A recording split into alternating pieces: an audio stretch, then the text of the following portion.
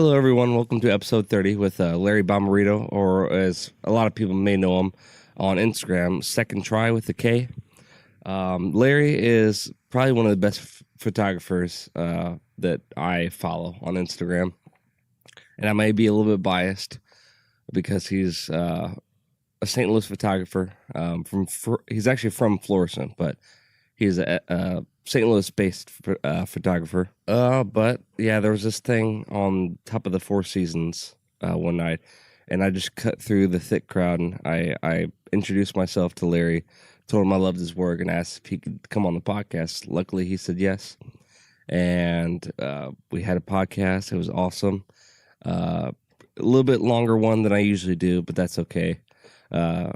He said he usually doesn't like to talk about his work this much, so I wanted to squeeze every minute of it that I could. And yeah, let's just get into it. You're now listening to the Lone Wolf the Lone Wolf podcast.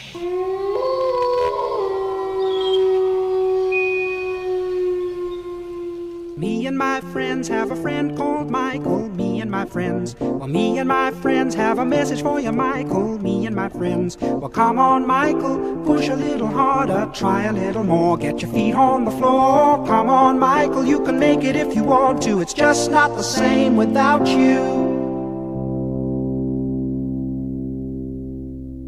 Alrighty, first of all, let me just say it's awesome to have you on the podcast, Larry. But thank you for I'm having just gonna let me. you start where. Yeah, I'll keep it simple. So I'm working with iHeartMedia or Z1077, and they're doing a more urban campaign for their morning show. Sure. So I've worked with them before, and they reached out to me to basically do their photos for them for like a new, I wouldn't even say campaign, but it's just a new look that they're going for. And I'm really excited about it. So I had it's funny that I have this right now, and then I had the radio thing earlier. So it's just a lot of microphones in my face. Right. Which I'm really not used to, but it's all good. Oh, I mean, it is what it is. Yeah, it took me a little bit to get used to it. And I have a face for radio, as they say. No, you're not ugly. Trust me. It took me a little bit with this podcast to get used to right. Not speaking I'm speaking through the microphone to you instead of just speaking to you with the microphone. Yeah, I can see that. And it's just like one of those things to where it's almost like whenever you're being filmed. So like I did I'm still doing the documentary thing. Oh, wow. And it's like looking at the camera. Sure. But don't look at the camera. Right. It's like, cool. So look cool passing the camera, but don't look cool at the camera. So yeah, it's been fun though. The whole photography thing has just been one of those random things that fell into my lap, and this is just me kind of going with the flow with it. Sure. Even with everything, even with this, first podcast down, whatever. Right. Which is dope, dude. Why not? Yeah, and you know what? With the podcast, and I'm sure you felt this way with what you do. I was trying to be so perfect with it before I even started.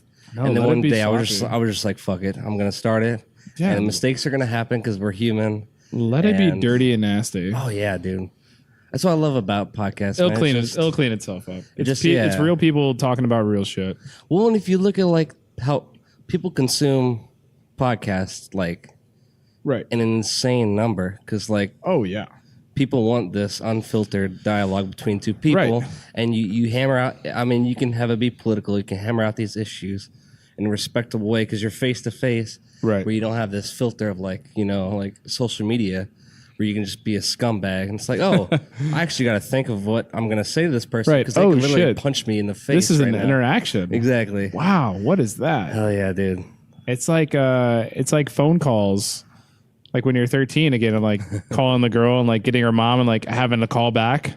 You're like, shit, I'll try this again. Nah, dude. Or she'll be like, my mom's coming up the steps. I got to call you right back. Oh man, the good old days with cordless phones with the antennas super long. Oh my goodness. And you're like, the battery's dying. I got to call you from the landline.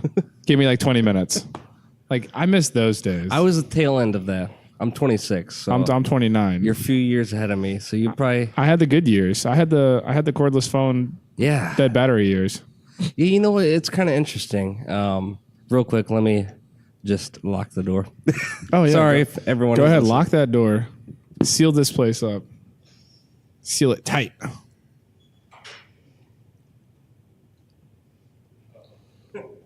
Yeah, it's kind of interesting. Like every day, it's kind of I have to get used to getting older. Just part of being human. But one thing I'm so glad about, is that we were born before all this internet explosion, so we know how to compartmentalize it more as a tool. Oh, Rather absolutely. than just let it consume us totally, and then Yeah, no, let it's- us spiral us into depression and like. It's kind of crazy. Like, so many people hate on Instagram, but I have nothing but positive things to say about it. If it wasn't for Instagram, I wouldn't really be where I am now. Right.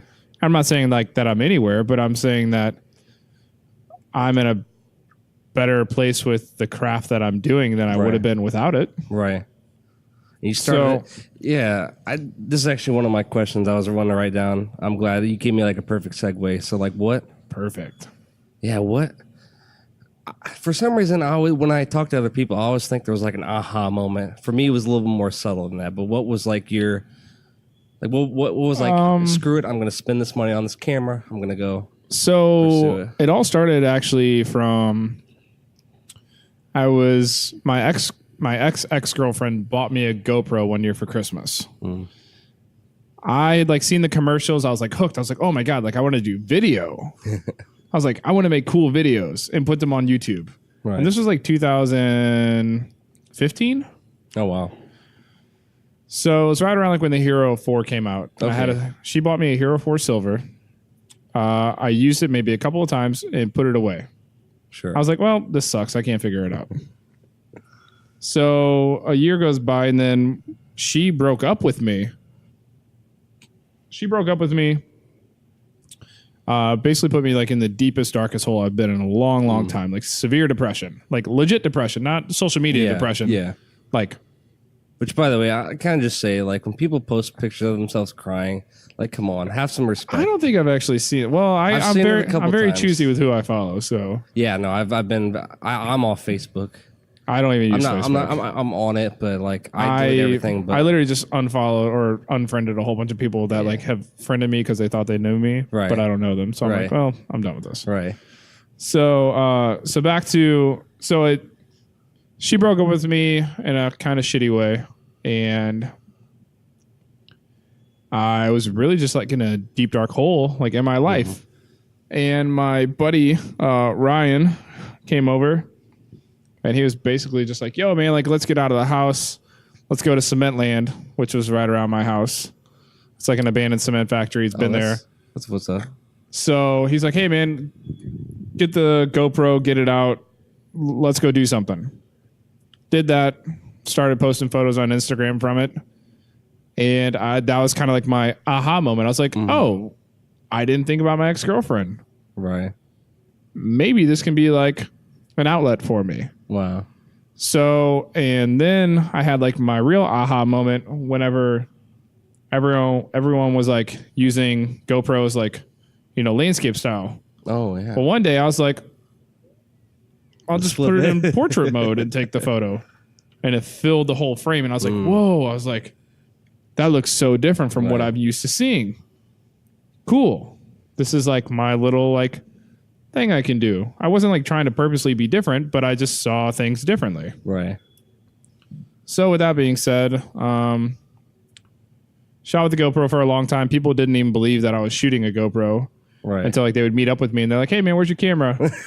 And I Here would it literally is. and Pull it out of your I'd pull pocket. out my little GoPro and they're like, "Haha, cool man." So like, did you forget your camera or something? I'm like, no, That's it. this is it, man. They're like, Wow. and they're like, whoa, okay, so you're legit using a GoPro. So on your feed, is there a point? Is there like do I have to scroll pretty far to reference? It's pretty those far. photos? Here, I'll do it real quick. No, you're good. While we're doing this. So whenever I was using a GoPro, I think that's what kind of naturally set my tone Sure. for liking wide angle shots Right. because I had always seen it in a GoPro fashion. Right. I just hated the distortion. I wanted a cleaner look. Oh, did it vignette on the sides? A Right. little bit too much. So I was editing JPEG GoPro photos in Lightroom and I was making it look okay. Right. So I think it was like, I would say. That's how you know, dude. Let me just, for people out there, 'cause I'm I'm just start scrolling a little filming my podcast, but I'm scrolling a little bit. Okay, He just- so this is May 1st, 2016. These are GoPro edited JPEG photos. oh wow, dude, wow. I see what you're talking about with the little vignetting on the. So like I was corners. like a little shithead running the metro tunnels in 2016 taking Oh, dude, that's freaking GoPro awesome. photos. Might I add with no tripod because I don't use tripods. Now, can you control the shutter with? I was shooting an auto with GoPro. Really? So I was shooting an auto, editing JPEGs and putting them on Instagram. Yeah, whatever. And it was funny too because I was told one time a long time ago that I had shitty composition. And I was like, okay, cool, man. Well, that's fine. I'll just go ahead and prove you wrong. Right. And No, dude, you take like. so like a lot of these were with GoPro. Yeah, but see, that's gonna make me stop. And these are all like I was climbing cranes with the GoPro and I Wow. didn't have anything. Were those So the really- times where you talked about when we were at that little event where you're like, I was about ready to crap my pants? Oh yeah, no, I've definitely had the I'm gonna crap my pants moments. Oh, But man. but yeah, like I was climbing cranes like on vacation with a GoPro. That's so crazy. Where is that? Alabama? Gulf Shores, Alabama. Oh my goodness. So and then even like Yeah, the dude, first that's- shots of me being on the Met were with a GoPro. Oh my gosh. And we had to dress up in business slacks and we took a suitcase and we really did the whole nine for that. And then we realized that we could just walk in with gym shorts looking like shit and they didn't care. So Oh wait, so you literally dressed up like a businessman just to oh get yeah, up no, on we the dressed roof? up. We were scared. We were like, we gotta dress up for this or we're not gonna get it. Oh man. But I have like some really like some of my favorite shots still are with a GoPro. Oh wow. So like people didn't believe what I was doing with a GoPro. Wait, I'm just trying to like break this down. So did So you like this is turn up on- the luminance on the red and saturate? So this is it's my buddy Devin, who I haven't shot with in a long time. Right. But we're on the Hilton Hotel downtown and it was really, really low fog one night and like Right. we just ran up and we had to get it. And yeah, it's one of those cool things. I wish I knew the buildings, but there was a night after Cardinals game where it was like there was low That fog. was like a better photo of the fog. Okay. It was like Chicago almost, like how the Dude. fog just rolls in. Did you get any mornings or days like that when you were up there? You had to. You were Some there, nights, yeah. You were there for like 2 weeks. Some nights I was up there, but I'm rooting for you, dude, because there's a lot of fucking dope Chicago street photographers, but I'm like, Larry sees something even more than they probably do, and he's going to show it. so let's see. So October, Or second try, sorry. I don't know. What do you want me to refer to you as? you probably Larry. So You're like a Banksy October type. 24th, 2016 was my very first photo that I posted with a DSLR. Wow. And it was with a 24 to 105, and it was a 5D classic. Hmm. I went through 3 of those in 4 months. Jeez. Because they were really, really cheap full frames and I was Right. cracking shutters on them left and right. So I learned how to basically use that camera in a week and then did one of the biggest trips that I've done so far still. I went from St. Louis to Kansas City, back to St. Louis to Memphis to Philadelphia all in a cow. month. Oh, man. So I went to Philadelphia in 2016 after Driving, too. That's. No, I flew. Oh, okay. I'm about to say. No, I didn't drive. No. I flew the whole time, and it was just one of those things to where I was taking photos of places like now that are like hallowed ground almost, like in Philly, even. And Is it pretty gritty and dirty? Or Philly's awesome. I mean, in a good way. Like yeah, I like Philly. Philly was dope. Right. But like I just kicked myself because I had like a really crappy camera. Right. I was using a tripod because my camera was so crappy, and it was just like I was way out of my element. And like now, if I knew what I know now in Philly, Yeah. or just anywhere, man, like I'm pretty confident with like the way that I shoot. You plan? I mean, have you been back since? I'm going to Philly actually, hopefully in November for a gallery for a friend that passed away. Oh, damn. Rest in peace. I'm sorry to hear that. Yeah, so it was for Rebecca or B Word. Oh, was she that? Yeah. the, So like, she was she like? I don't know. I almost think she was. She's my buddy Fran's girlfriend. Okay. Fantastic 420. Was it the picture where she was like looking back at you, kind of pissed off? Yeah. Okay. In the high school, I think so. or the blue and the. It's something. Yeah. So that's Becca. Becca was awesome. So yeah, it was like a freak accident, and we had a big gallery for her in Chicago not too long ago, for like a charity that she was like a part of in Philly, and now her boyfriend Fran is doing another gallery for her actually up in Philly. Right. So all the homies from all over the country are going up to Philly to support her. So it's so cool, man. It's just like the community is like, that's the thing. Like the community can be good if it wants to be. You know what I like about you too is you're accessible. Like so many people, I feel like so many. I can't tell you how many photographers I've and I'm not saying they have to respond to me, but like I'll be like, oh, like I'll just give them compliments and stuff. People and care about numbers though, man. Sadly. Yeah. It's like one of those things. Accessible, like you could be like, oh, I got some clout. You know, I don't care about the numbers though. I literally I do everything that I do for myself first. Right. This is what I enjoy doing. This is what makes me happy. I'm probably a little like overwhelming to some with like I guess the passion that I have. Sure. But it's like legit passion. Like I'm not doing this for Instagram. I'm not doing this for Instagram clout. I'm not doing it for numbers. I'm not doing it for work. All that stuff just kind of fucking fell into my lap, and I'm just going with the flow. Dude, I've thought I've shot a lot. Like you say you just shot 70 gigabytes. Yeah, I think for the year. So I maybe I've been slowing down a lot lately because I've been doing more quality, not quantity. Yeah. I think for 2018 so far, what is it? September 27th. I think I'm close to about 50 to 60,000 photos in my Lightroom. Oh my goodness. Which is like, how many terabytes? My 4 terabytes almost filled. Oh my And a lot of those people just won't see because they're for me. A lot of, I still take photos personally for me. Sure. I shoot a lot of film too that people will never see. Really? I didn't know that. Yeah. No one will ever see it. It's just for me. It's cool to have like archives and stuff. It's just it's something. It's the film is more or less for something. Since I started working at Creep Core Camera, I can get it developed and I can have it digital. Right. And I just have CDs just stacked. Now, do you shoot on 35 mil or do you prefer medium format? No. So I shoot 35 mil.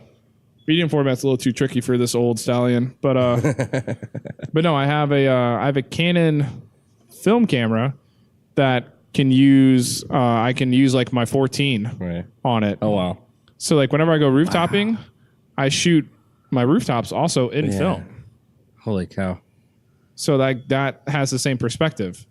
But it's just more the gritty, real looking feel. Right. So I have like the cleaned up version that I'll maybe share on Instagram, and then I have like the raw gritty stuff that like maybe one day I'll get like prints of like in my house. Right. Like whenever I get my own house, I plan on like having like a film photo room. Oh, that'd be so cool. Of stuff that like with nice frames and everything, like stuff that like I personally done. Right. My goodness, dude.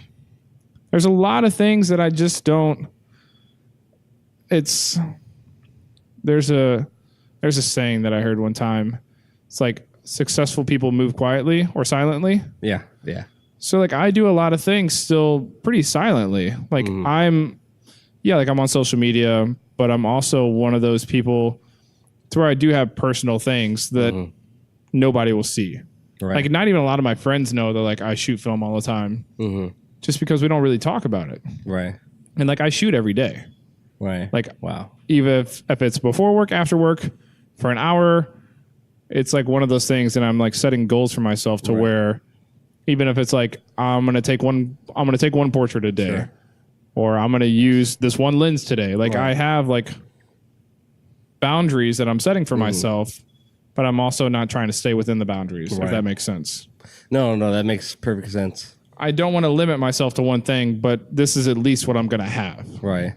That's kind of what I've been trying to do lately. I'll get a new lens. I'm like, I don't care if this calls for a wide angle lens. I'm going to find something different about it. And I'm gonna use. So many people are scared to go out of the boundary for some reason. Right. I've never really paid attention to what other people are doing. Sure. Because I've just wanted to stay in my own lane. So as far as composition goes, this just came to me randomly.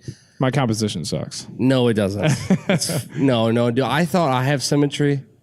Like you're like, Oh, I'm super OCD. I'll but take 20 shots of the same thing, and if it's just off a little bit, I'll keep retaking it. you don't like crop it.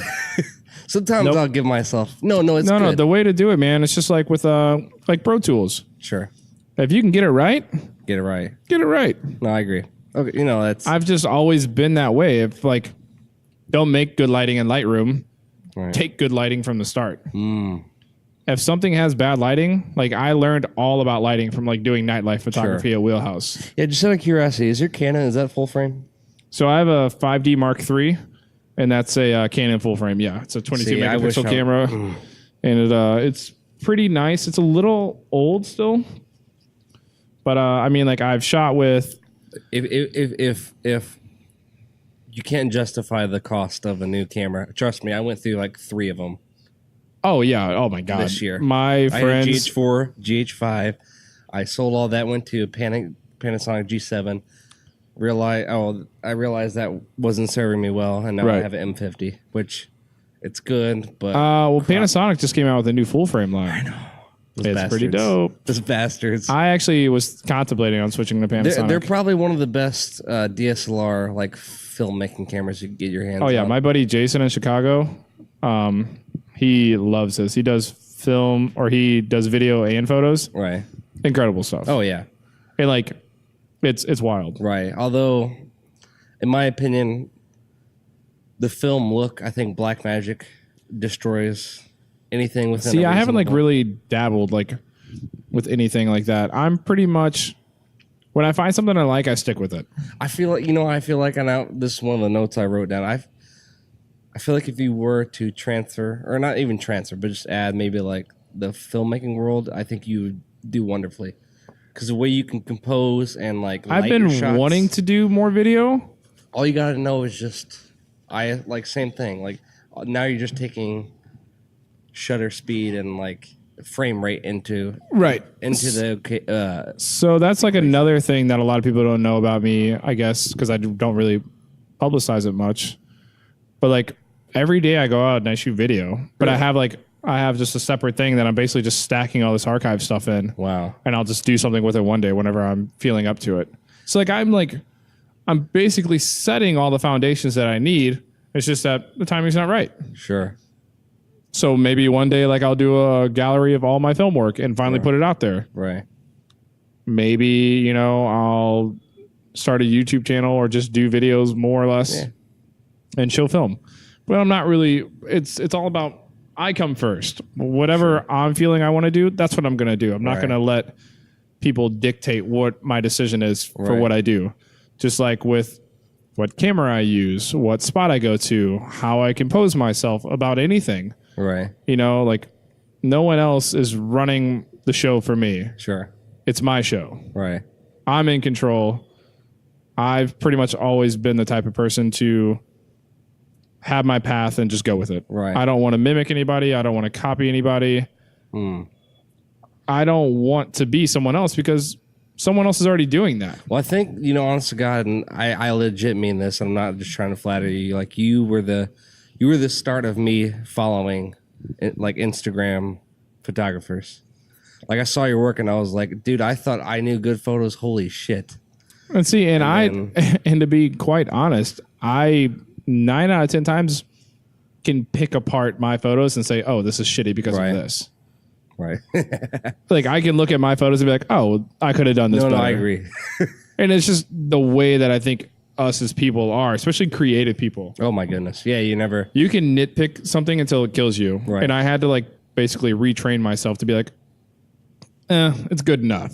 Yeah, you It's never going to be great for me. Sure. It's always going to be good enough. Like whenever people like give me nice compliments or say like, hey man, like your stuff's amazing. You're inspirational. I'm just like, yeah, cool, man. I'm just a dude with a camera. Like go be inspired by someone else. I mean, Yeah. honestly, because like the guys, like the people that I look up to are like so far from like where I'm at right now that it's just like, So you mind if I ask you in what way?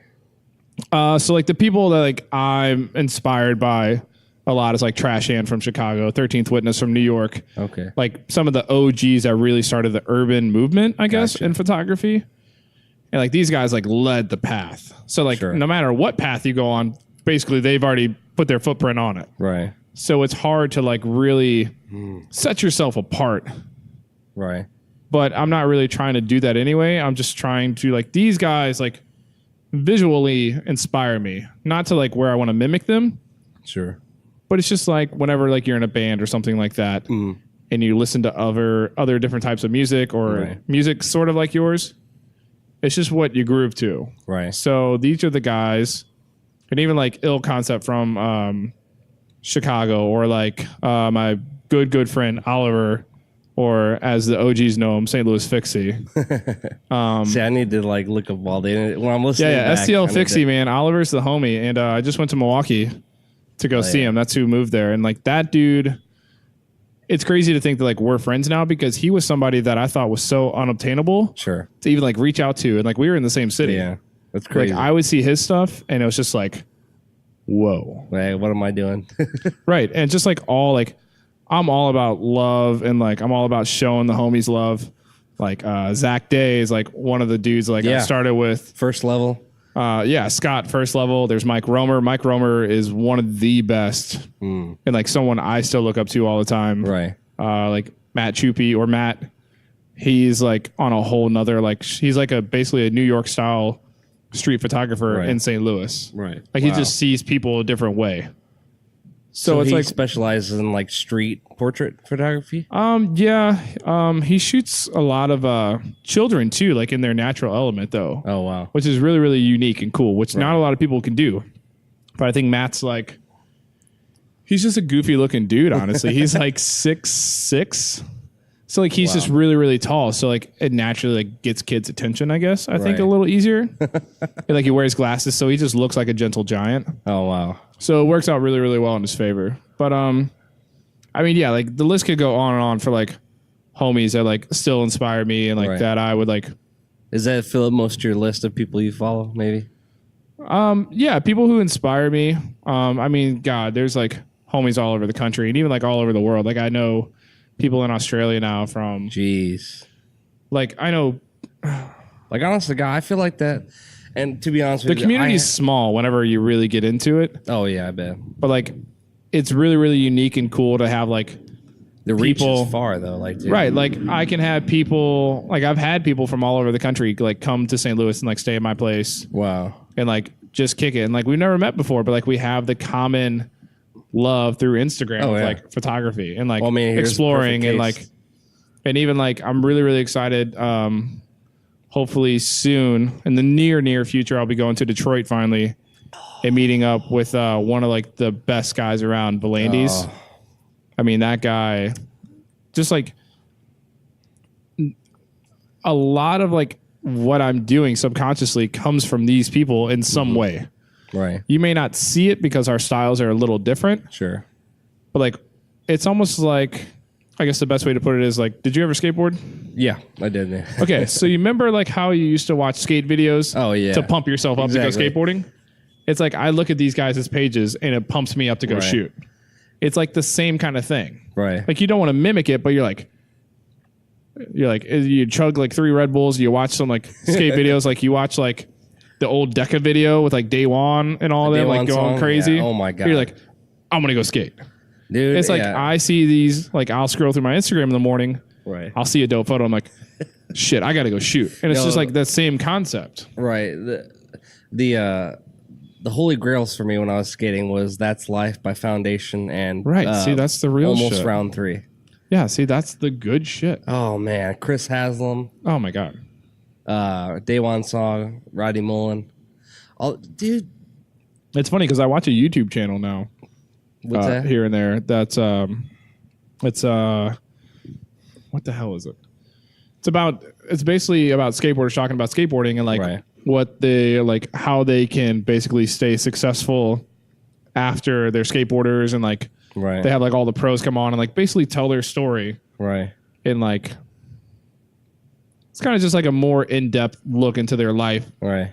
What happened here, why they did this. Right. all the behind the scenes stuff. It's really, really awesome. I gotta find it real quick. Yeah, no. I love finding out the whole like The structure backstory of about everything. subculture and just like, yeah, just interesting. It's which I think is stupid. Skateboarding is so just harmless, but I think it's interesting to look into, like the power structure and just personalities and all these things that most of society just looks over because you skateboard for a living, like, that's interesting. Right. It's like no, these people are just as deep and awesome as like the people you interact with. It's just they do it in a different way, you know. Yeah, I mean, it's just one of those random things. Like, I'm very, very humbled that like the opportunity, I guess, that's like kind of been put in my lap about like the things that I do, but it's never been to, I guess, like gain something from it. Right. It was always about just me being happy.